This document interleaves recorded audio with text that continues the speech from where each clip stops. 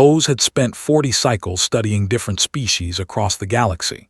He had seen the brutal tear their enemies apart with their claws. He had watched the hive minds consume entire planets. He had documented the cold logic of the machine beings as they calculated the most efficient ways to destroy their foes. But nothing in his long career as a diplomatic observer had prepared him for what he was about to witness. The High Council had given him a new assignment. He was to embed himself with the Terran United Fleet and document human military behavior. At first, Hose had almost laughed. Humans were considered one of the younger species in the galactic community.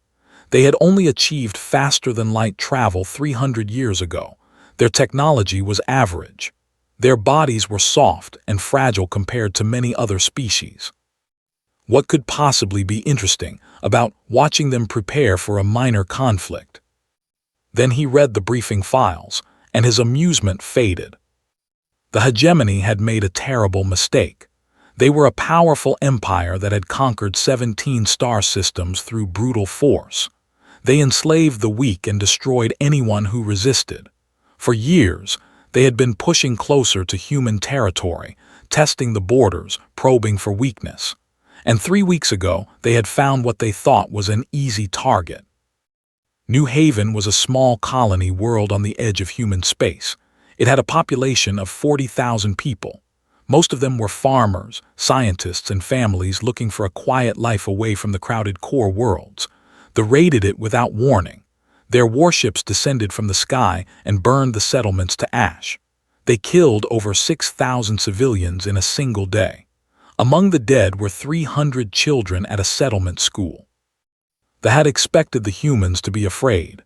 They had expected panic, desperate pleas for mercy, perhaps an offer of tribute to avoid further attacks. That was how most species responded when faced with the might of the hegemony. That was not what happened. Hose arrived aboard the human carrier Resolute Dawn 2 days after the attack on New Haven.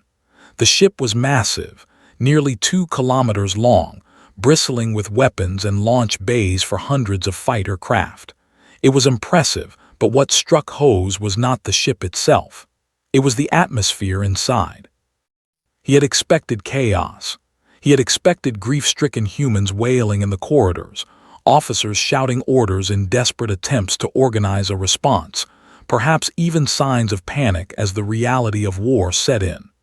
What he found instead made his 4 hearts beat faster with unease. The humans were silent. They moved through the corridors with calm efficiency. Their faces were hard and focused. Nobody was crying. Nobody was screaming. The only sounds were the steady hum of the ship's engines and the quiet footsteps of crew members going about their duties. It was as if someone had turned off their emotions entirely. Hose made his way to the bridge, where he was scheduled to meet the ship's commanding officer. Commander Jake was a broad-shouldered man in his early 40s. He had brown hair that was starting to go gray at the temples and eyes that looked far older than his face. Those eyes had seen things, Hose realized.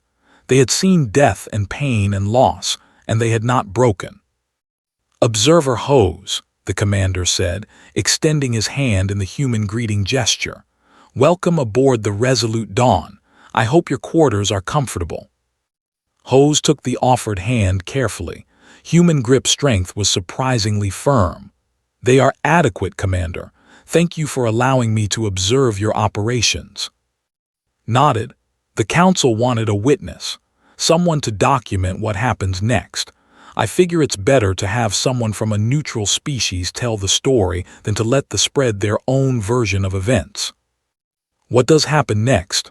Hose asked. "How do you plan to respond to the attack on New Haven?" The commander was quiet for a long moment.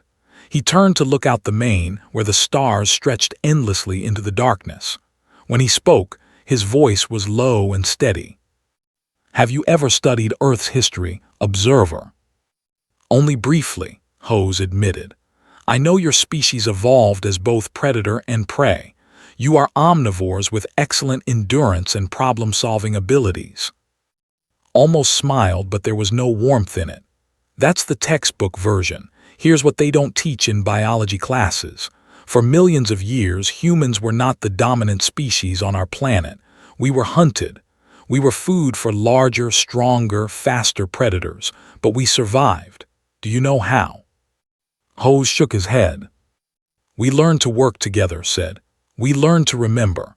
We learned that when something threatened our tribe, our family, our children, we did not run. We picked up rocks and sticks and fire and we hunted the hunters. We did not stop until the threat was eliminated. That instinct is still inside every human being. The just woke it up. You intend to fight them, Hose said. It was not a question. We intend to remind them why Earth's predators ruled their world for millions of years, replied. They think we are soft because we prefer peace. They think we are weak because we try diplomacy before violence. They are about to learn that human patience is not the same as human weakness. Hose felt a chill run through his thin body. He had seen many species threaten revenge after an attack. Usually it was bluster, emotional outbursts that faded as the reality of war set in. But there was something different about the way he spoke. There was no anger in his voice, no wild emotion, just cold, absolute certainty. How many ships do you have? Hose asked. Right now, 47 in this sector, but more are coming, a lot more. And they have over 1,000 warships. Turned to face him, and Hose saw something in those tired eyes that he would never forget. It was not hatred. It was not rage. It was something far more terrifying. It was patience. The patience of a species that had learned to wait, to plan, to endure, and then to strike with overwhelming force. Observer, the commander said quietly, they killed our children. They burned our people alive and laughed while they did it. Every human in the galaxy knows what happened at New Haven, every single one. And every single one of them is asking the same question right now. What question? His expression did not change. How do I help make this right? Hose stood on the bridge of the Resolute Dawn long after the commander had left. He watched the crew work in their eerie silence, preparing weapons, running simulations, checking systems. None of them complained. None of them questioned their orders. They moved like parts of a single machine, each one knowing exactly what needed to be done. He thought about the sitting in their conquered systems, celebrating their easy victory over a weak human colony. They had no idea what was coming. They had poked what they thought was a sleeping herbivore, only to discover that they had awakened something far more dangerous. Hose began to write his first report to the High Council. His hands trembled slightly as he typed. I have arrived aboard the human vessel Resolute Dawn. I expected to find a species in shock, struggling to cope with tragedy. Instead, I have found something else, something I do not fully understand yet. The humans are not panicking. They are not grieving. They are preparing. And the look in their eyes tells me that they have made a mistake that they will not live long enough to regret. In the days that followed, Hose watched something happen that he had never seen before in all his years of studying alien species. The humans were gathering for war, and they were doing it in a way that made no logical sense to his mind. Ships began arriving at the rally point near the Resolute Dawn. First there were dozens, then hundreds.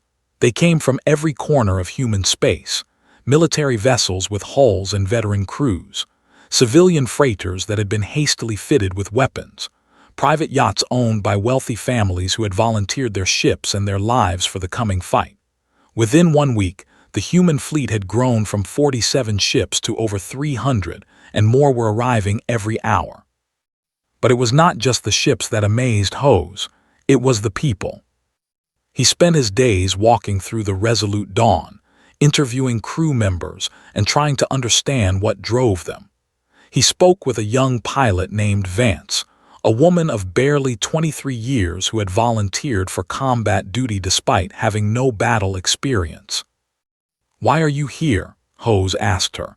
They sat in the ship's mess hall, surrounded by dozens of other humans eating their meals in quiet determination. You could have stayed home. You could have been safe. The military did not force you to come. looked at him with bright green eyes. She was small for a human, with short brown hair and a spray of freckles across her nose. She did not look like a warrior. She looked like someone who should be studying at a university or working in a garden. "They killed kids," she said simply. "Children who never hurt anyone. Little kids who were just going to school, learning to read, playing with their friends. They burned them alive because they thought it would scare us. And you are not scared." She was quiet for a moment. "I am terrified. I have never been in a real battle. I know there is a good chance I will die out there. But if I do not go, what kind of person does that make me? How could I live with myself knowing that I stayed safe while others fought to protect our people?"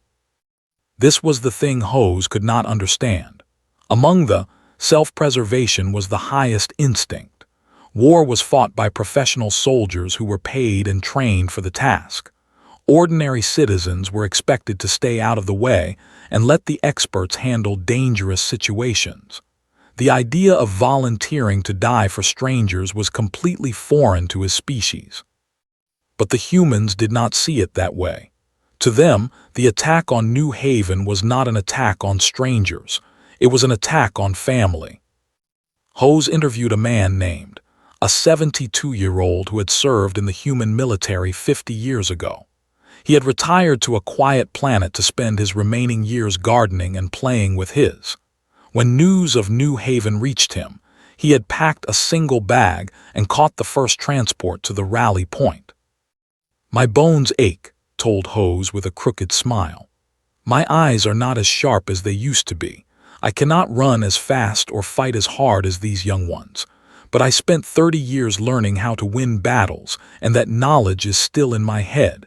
If I can help save even one life by sharing what I know, then coming here was worth it." "But you could die," Hose said. "At your age, the stress of combat could kill you even without enemy action." Shrugged his thin shoulders. "Everyone dies eventually, observer. The only question is whether your death means something. I would rather die helping to protect my people than live another 20 years knowing I did nothing when they needed me." The humans kept coming. A woman named Maria Santos had left her successful medical practice to serve as a combat surgeon. A factory owner named Greg Palmer had converted his entire manufacturing plant to produce weapons and ammunition, working his employees in triple shifts to meet the demand. Teachers, farmers, engineers, artists, scientists, merchants. They all came. They all wanted to help. Commander explained it to Hose during one of their evening conversations on the bridge. "You see us as individuals," the commander said. "Separate people with separate lives and separate goals. And most of the time that is true. We argue with each other. We compete with each other. We disagree about politics and religion and 1,000 other things. But when something threatens our tribe, all of that disappears. We become one people with one purpose." "Your tribe," Hose repeated. "You mean humanity as a whole?" Nodded. "Every human being is family. We might be distant family, family we have never met, family we might not even like if we did meet. But when an outsider hurts one of us, they have hurt all of us, and we respond together." The fleet continued to grow. By the end of the second week, over 500 ships had gathered. Military commanders from across human space had arrived to coordinate the attack. Supply vessels brought food, fuel, ammunition, and medical supplies. Repair ships stood ready to fix damaged vessels during the coming battle. And still more humans came. Hose watched a transport dock with the Resolute Dawn and disgorged 200 new volunteers. They were not soldiers. They were ordinary people who had never held a weapon in their lives. But they had trained for 2 weeks straight, learning the basics of combat, and now they were ready to fight. He saw a young man named saying goodbye to his pregnant wife through a video screen. Tears ran down both their faces, but did not waver. "I have to go," he told her. "I have to make sure our baby grows up in a galaxy where this kind of thing does not happen. I love you. I will come back, I promise." His wife nodded, wiping her eyes. "Come back to us, please." "I will, I swear it." The screen went dark and turned to join his unit. His face was hard now, the tears already drying. He walked with the same quiet determination that Hose had seen in every human on the ship. That night, Hose sat alone in his quarters and tried to process what he had witnessed. They were an old species, far older than humanity. They had seen hundreds of wars and studied dozens of warrior cultures, but they had never seen anything like this. Most species fought for territory or resources or power. Their soldiers were professionals who fought because it was their job. When the war became too costly, they negotiated peace. It was logical. It was sensible. It was the way civilized beings handled conflict. But the humans were not fighting for territory or resources. They were fighting because someone had hurt their family. And Hose was beginning to realize that there was no price too high, no sacrifice too great, when humans believed they were protecting their own. He added a new section to his report. The humans have gathered over 500 ships and nearly 150,000 personnel. More arrive every day. They are not being forced to come. They are not being paid extra to risk their lives. They are coming because they believe it is right.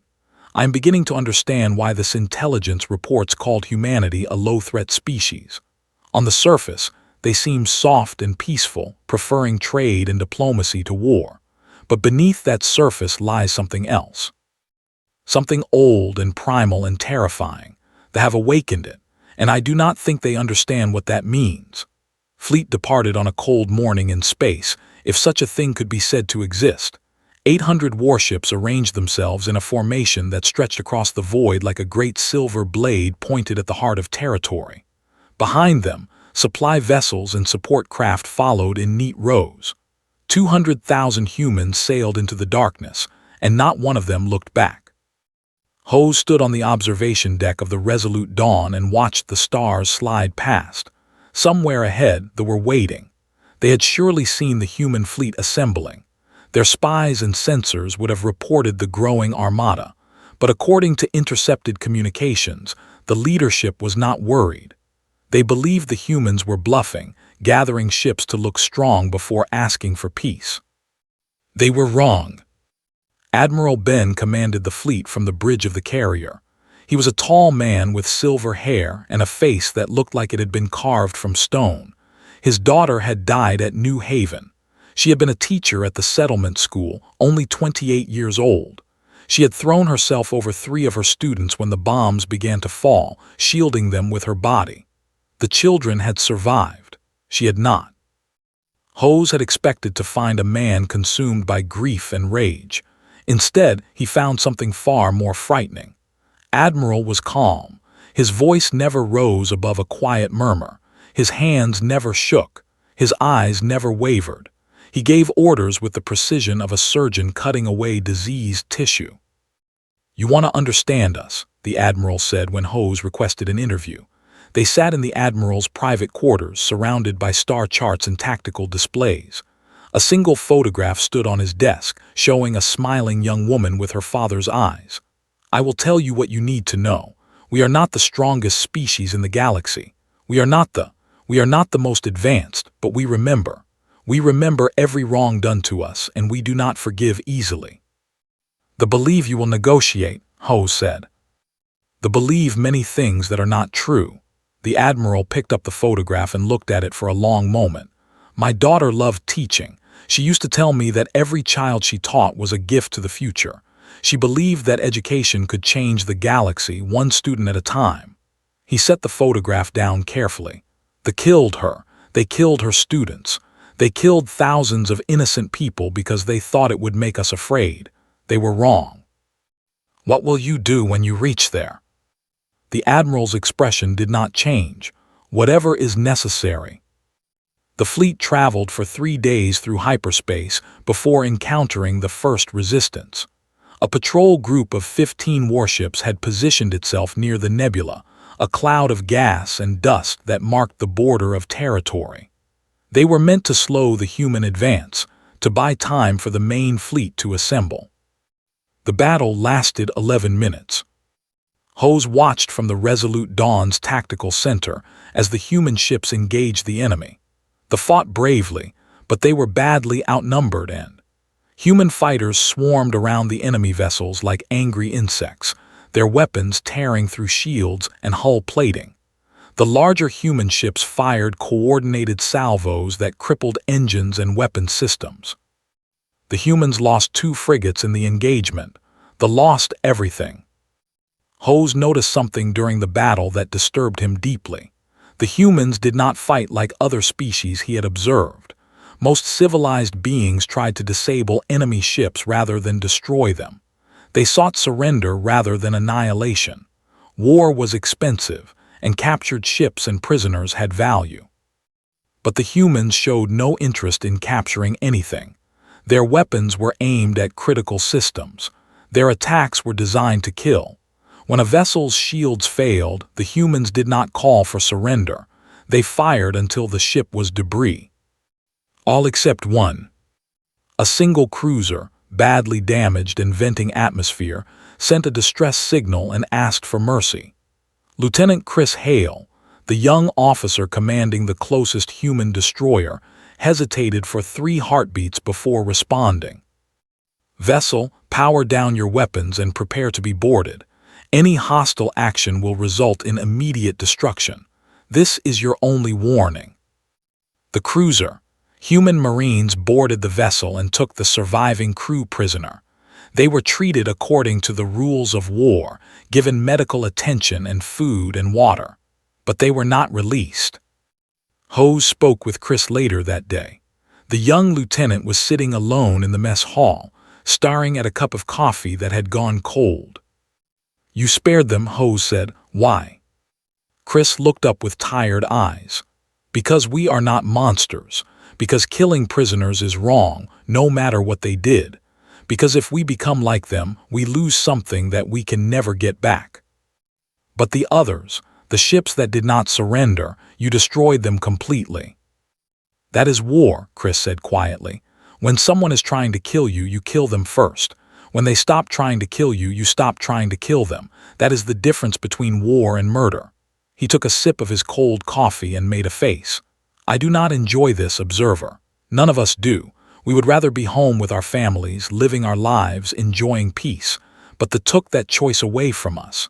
Now we do what we have to do." The fleet continued its march toward Prime. More patrol groups tried to stop them. More battles were fought. The humans lost ships and soldiers with each engagement, but they did not slow down. They did not hesitate. They advanced like a tide that could not be stopped. Hose began to notice something else about the humans as the days passed. They took care of each other. When a soldier was wounded, their comrades risked their lives to bring them to safety. When a ship was damaged, other vessels moved to protect it. When someone fell in battle, their friends mourned them briefly and then continued fighting with renewed determination. He watched a pilot named Lisa land her damaged fighter in a hangar bay and immediately run to help the deck crew rescue trapped personnel from a burning transport. She was injured herself, blood running down her face from a cut on her forehead, but she did not stop until every survivor had been pulled to safety. "Why?" Hose asked her later. "You were hurt. You should have sought medical attention." Lisa looked at him as if he had asked a strange question. "Those were my people. You do not leave your people behind, ever." The fleet reached the outer edge of the home system on the 15th day. Before them, 1,000 warships waited in defensive formation. Orbital platforms bristled with weapons. Ground forces numbering in the millions stood ready to repel any invasion. Admiral addressed the fleet over the communication system. His voice was calm and steady. "Soldiers of humanity, we have come a long way. We have lost friends and comrades along the road, but we have not forgotten why we are here. We have not forgotten New Haven. We have not forgotten our children. Today, we remind the galaxy what happens when you harm those we love. Today, we show that there are some lines that should never be crossed. All ships prepare for battle. Remember who we are. Remember why we fight. And show no mercy to those who showed none to our families." The fleet began its final advance. Hose gripped the edge of his console and watched the tactical display light up with targeting solutions and attack vectors. His hearts were pounding. His hands were shaking. He was about to witness something that would change the galaxy forever. And for the first time in his long career, he was afraid. The Emperor sent a message to the human fleet as it approached his. His voice boomed through the communication channels, filled with contempt and arrogance. "Foolish humans," he said, "you have come to die. Your tiny fleet is nothing compared to the might of the hegemony. We have crushed 17 species before you. We have built an empire on the bones of those who dared to oppose us. Turn back now, and we may show mercy. Continue forward, and we will annihilate every last one of you." Admiral listened to the message in silence. When it ended, he activated his own communication channel. "Emperor, we brought pictures of our children." That was all he said. The communication link closed. The human fleet surged forward. What followed was not a battle, it was a lesson. They outnumbered the humans nearly 2-1. Their ships were heavily armed and well-positioned. Their defensive platforms added even more firepower to their already impressive arsenal. By every logical calculation, the humans should have been destroyed within the first hour of combat. But logic did not account for what the humans brought with them. Hose watched from the tactical center of the Resolute Dawn as the two fleets collided. The void lit up with weapons fire, explosions blooming like flowers of death in the darkness. Ships opened fire with everything they had, pouring destruction into the advancing human formation. The humans took the punishment and kept coming. Ships that should have retreated continued to fight. Damaged vessels that should have withdrawn instead pushed forward, using their broken hulls as shields for their companions. A frigate named the Defiant, its engines crippled and half its crew dead, turned directly into a battlecruiser and detonated its power core. The explosion destroyed both ships and 3 nearby enemy vessels. The pilots were even worse. Human fighters flew into situations that seemed impossible, weaving through walls of defensive fire to strike at critical targets. Hose watched a squadron leader named Danny lead his 12 fighters directly into the heart of an enemy carrier group. They lost 8 ships in the attack, but they destroyed the carrier's flight deck and rendered it useless. Danny himself was shot down, his fighter spinning into the void. But as his craft tumbled toward destruction, he managed to fire one last missile that struck an enemy cruiser's ammunition storage. The resulting explosion broke the cruiser in half. On the ground, it was the same story. Human Marines landed on the in waves, their descending through anti-aircraft fire that should have killed them all. Many ships were destroyed before they reached the ground, but enough made it through, and the soldiers inside poured out with weapons blazing. Hose listened to the communication channels as the ground battle raged. He heard a sergeant named Manny Reeves shouting orders to his squad as they advanced through enemy fire. He heard the crack of weapons and the screams of the wounded and dying. He heard humans calling out encouragement to each other, refusing to give up even when the situation seemed hopeless. "Keep moving," Manny's voice was hoarse from shouting. "We did not come all this way to die in the dirt. Push forward for New Haven." "For New Haven," his soldiers roared back. They had prepared for this battle for months. They had fortified their positions. They had trained their troops. They had every advantage that numbers and preparation could provide, but they had not prepared for an enemy that simply refused to stop. A human soldier named Kate Murray was hit by enemy fire during an assault on a command center. The blast tore through her armor and shattered her left leg. Any sensible being would have fallen back, called for medical evacuation, waited for rescue. Kate pulled herself forward with her hands, dragging her useless leg behind her, and continued firing at the enemy until her squad had taken the position. When they tried to evacuate her afterward, she refused to leave until every other wounded soldier had been loaded onto the transport.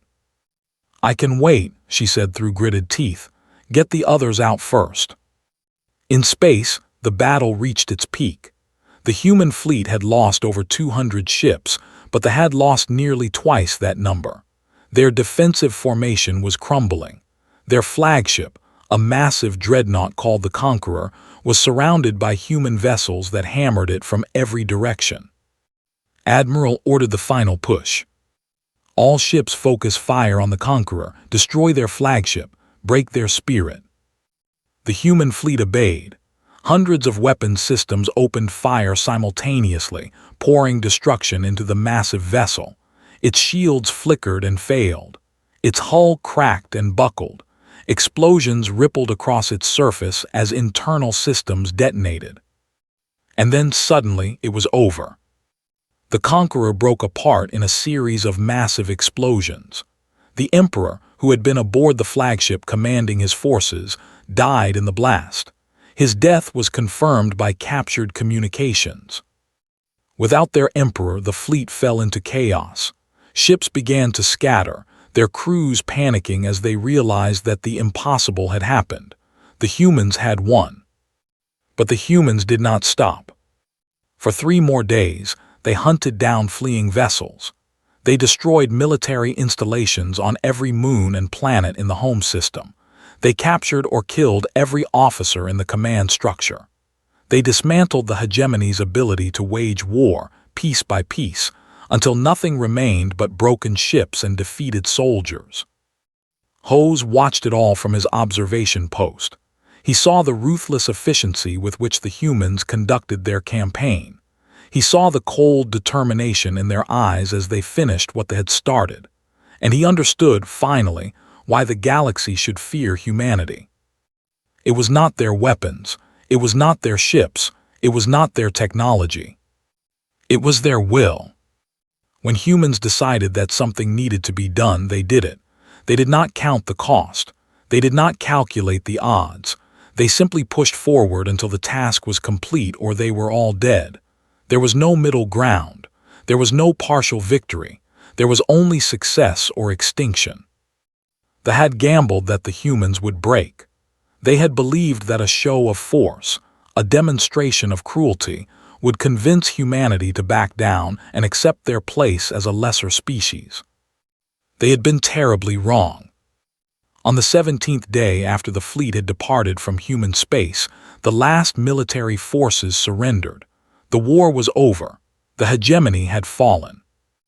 Hose found Admiral alone in his quarters that night. The old man was sitting at his desk, staring at the photograph of his daughter. Tears ran silently down his weathered face. "It is done," Hose said quietly. The Admiral nodded but did not look up. "Yes, it is done." "Does it feel like victory?" Finally raised his eyes. They were red and swollen, the eyes of a man who had been holding back his grief for far too long. "No," he whispered. "It feels like survival. It feels like making sure this never happens again." He touched his daughter's photograph with gentle fingers. She would have hated this.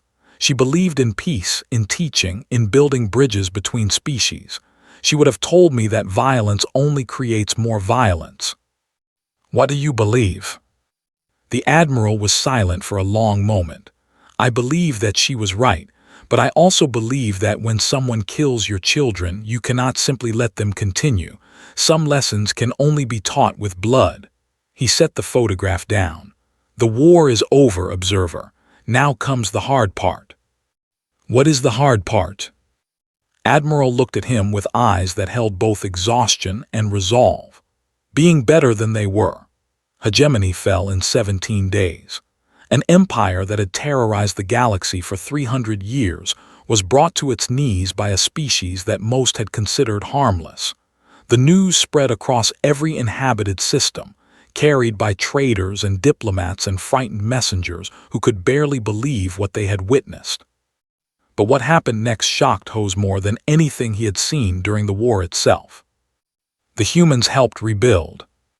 Medical ships arrived from human space within days of the final surrender. They carried doctors, nurses, medicine, and supplies. They set up field hospitals in the ruined cities of Prime and began treating the wounded. Not human wounded. Wounded. The same species that had killed thousands of human civilians was now being healed by human hands. Hose watched a young human doctor named Amy Brooks working in one of the field hospitals.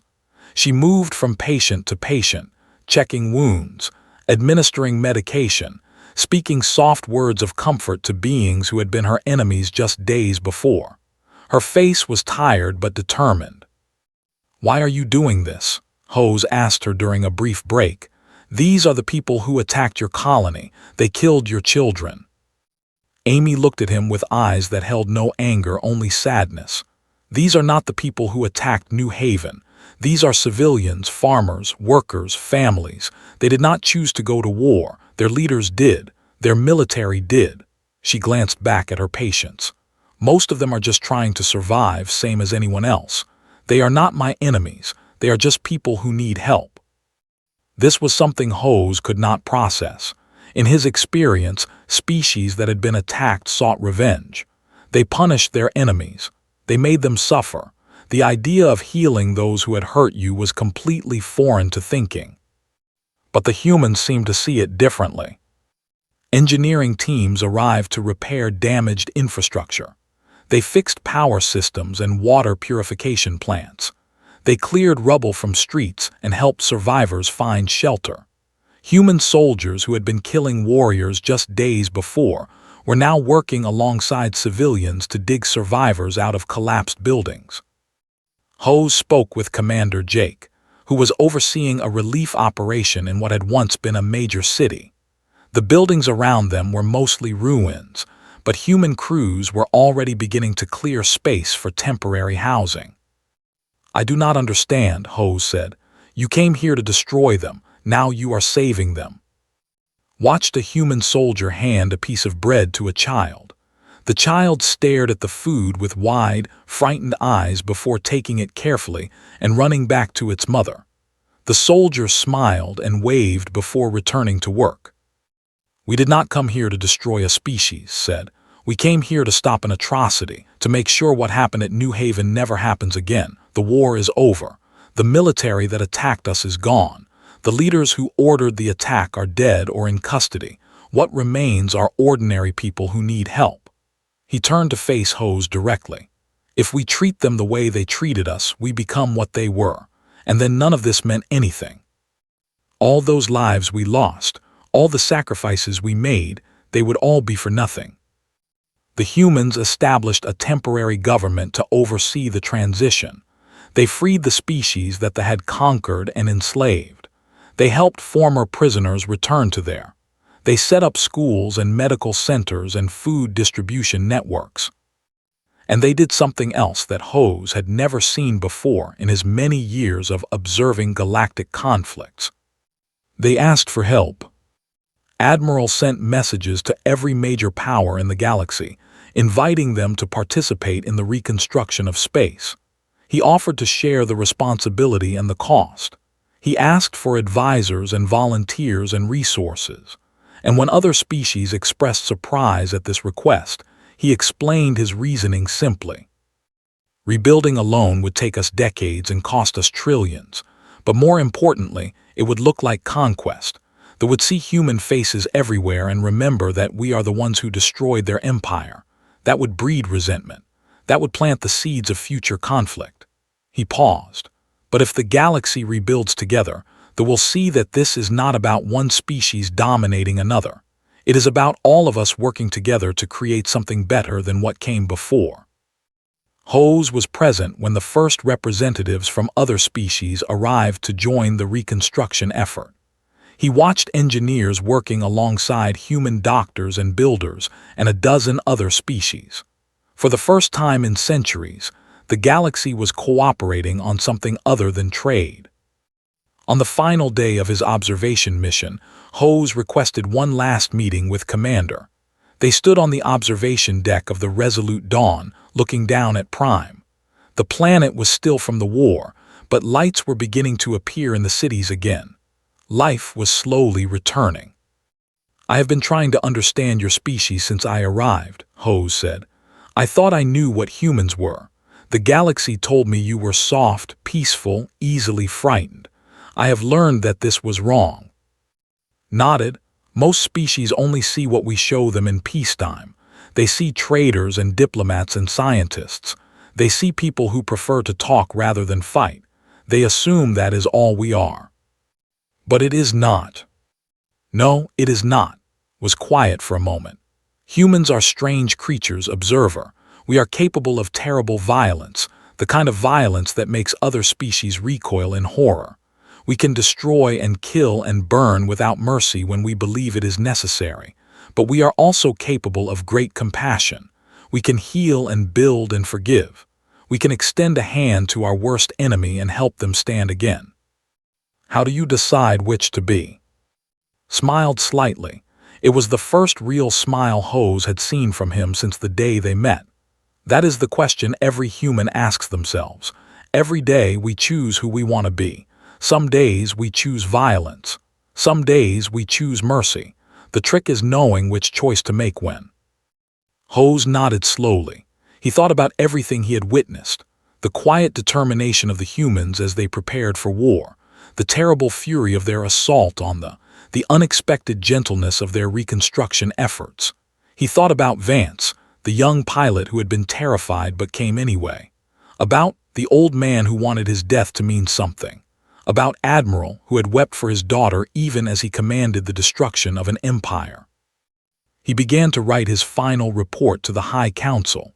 The words came slowly at first, then faster as he found what he wanted to say. I have witnessed humanity at war. I have seen their rage, their grief, their terrible capacity for violence. But I have also seen their mercy, their loyalty, their stubborn insistence on protecting those who cannot protect themselves. I now understand why the galaxy fears them. It is not because they are strong, though they are. It is not because they are ruthless, though they can be. It is because when they believe something is worth fighting for, there is no force in the universe that can make them stop. They will pay any price. They will endure any hardship.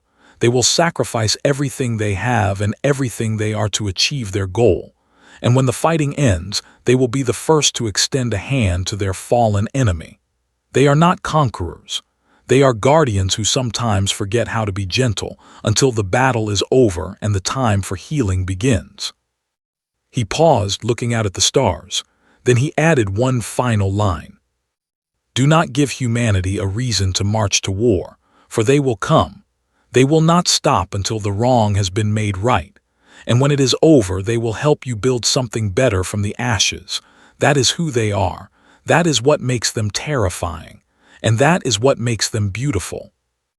He sent the report and watched it disappear into the communication network, carrying his words across the galaxy. Then he turned away from the observation window and went to find Commander. There was still much work to be done, and he found that he wanted to help. After all, the humans had taught him something important. Sometimes the best thing you can do after a war is reach out your hand and start to build.